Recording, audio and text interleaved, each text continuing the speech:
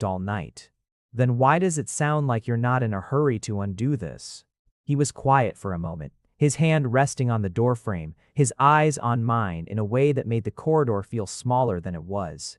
Because for the first time in longer than I care to admit, he said, I spent an entire wedding ceremony curious about the person standing across from me instead of dreading it. That's not nothing. Not to a man who's spent the last year being told who he'll marry like it was a line item on a quarterly report.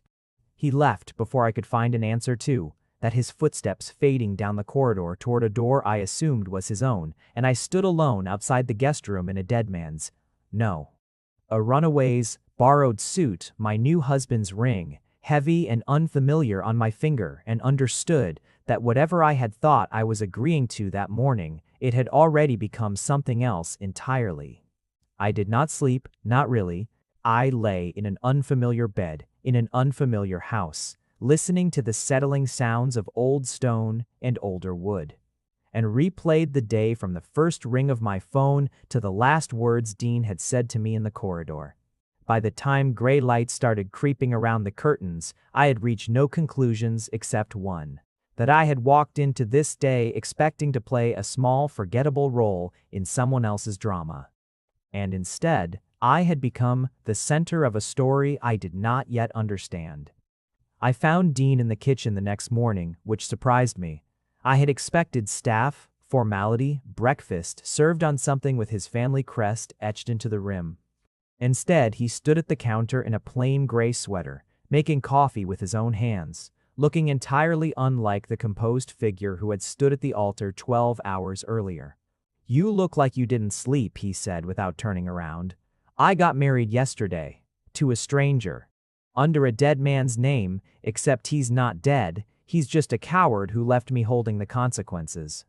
"Theo Marlowe is not a coward," Dean said, finally turning to hand me a mug. "He's a man who knew his limits and hit them. There's a difference, even if it doesn't feel that way to the person left standing in the wreckage."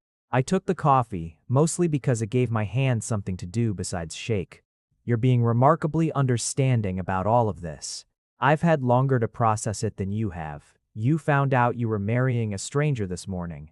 I found out I was marrying one the moment you walked through those doors, and I've had the entire reception, the entire drive home, and most of the night to think about what that meant."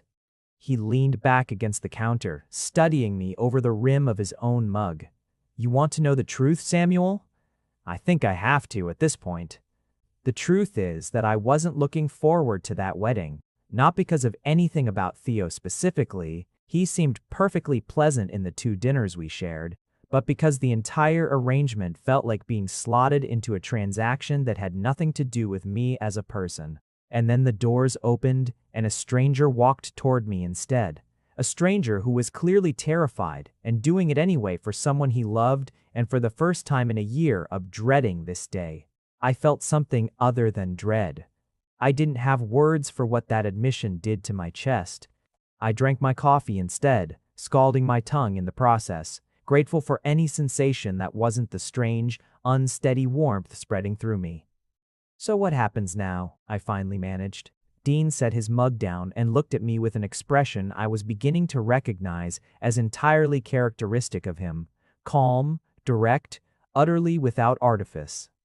"Now," he said, "we figure out how to be married to each other, properly, honestly. And we find out, the slow way, whether what happened in that garden last night was just a strange and beautiful accident or something worth keeping." It was 3 days into my unexpected marriage that I learned why Dean Church had recognized a stranger's fear from a stranger's, and the answer unsettled me far more than I expected it to. We were sitting in the estate's library, a room with shelves climbing 2 stories and a fire crackling against the early autumn chill, working through the absurd logistics of a marriage neither of us had planned for, which guest rooms I would actually use, how to explain my continued presence to staff who had clearly noticed I was not the man in the photographs his mother kept on the mantel, what to tell our families before they discovered the truth on their own. It was practical, careful conversation, the kind two reasonable adults have when trying to build scaffolding around a disaster. And then Dean said, almost offhandedly, "Do you remember a coffee shop on Welbeck Street? 8, maybe 9 months ago, raining. You'd lost your umbrella?" I went very still. I did remember it. I remembered it with a clarity that surprised me even as he spoke, because it had been one of those strange, suspended afternoons that stays with a person for reasons they can't quite articulate. A stranger sharing a small table because the shop was full, both of us soaked from the same sudden downpour. Talking for nearly 2 hours about nothing important and everything that mattered. The kind of conversation you have with someone you'll never see again, which is precisely what makes it honest. I had thought about that man more times than I wanted to admit in the months since. I had never learned his name. He had never learned mine. "That was you," I said slowly. "That was me." Dean's eyes held mine across the space between our chairs, steady in a way that made the fire crackling behind him feel suddenly very loud. "I didn't know your name then either. I only knew that I'd had the best 2 hours of conversation I'd had in years with a stranger in a coffee shop, and that I'd spent every rainy day since hoping I'd run into him again, and never did. And then I walked through the doors at your wedding." "And then you walked through the doors at my wedding," he agreed, "wearing another man's name, terrified out of your mind, and underneath all of that, I recognized your eyes before I recognized anything else about you. I knew you weren't Theo Marlowe within about 4 seconds.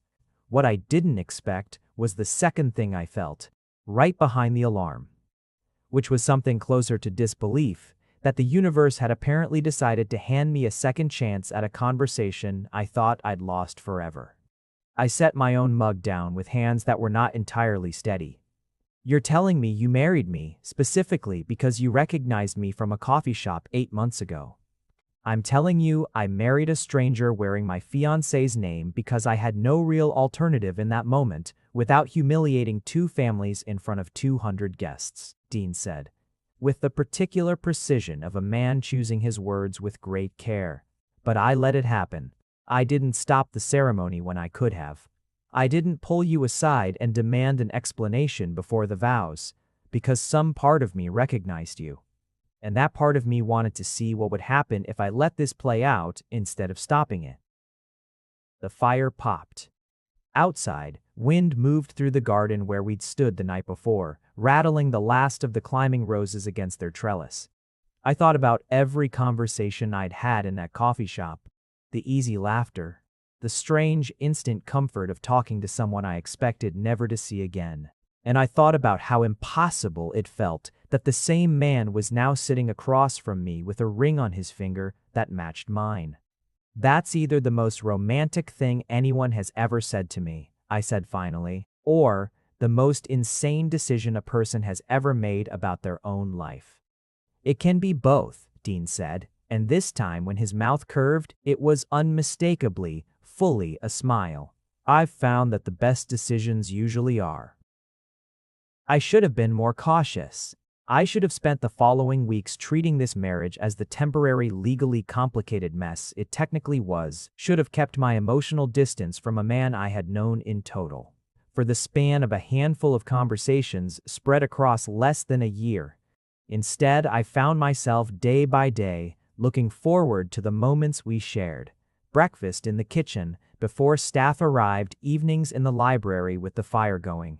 The particular quality of comfortable silence that had somehow grown between us in a matter of weeks rather than years. Dean was nothing like I expected a man of his wealth and breeding to be. He despised small talk, but listened, fully and without distraction, to anything I told him that mattered. He had a dry, understated sense of humor that took me 2 weeks to fully catch, delivered so flatly that I'd missed half his jokes in the first days, mistaking them for sincere statements. He read constantly, voraciously. The kind of reading that had nothing to do with appearing cultured and everything to do with genuine hunger for ideas. And he watched me. Not in the unsettling way I'd feared from a stranger thrust into intimacy, but with the quiet, careful attention of a man trying to learn another person properly, the way you learn a language you intend to speak for the rest of your life. You're doing it again, I told him one evening, catching him watching me over the top of his book, firelight gilding one side of his face. Doing what? Looking at me like I'm a puzzle you're trying to solve. You are a puzzle, he said, unbothered, turning a page without looking away from me first. A very good one. I'm not in any hurry to finish solving you. The fun is usually in the middle, not the end. I threw a cushion at him. He called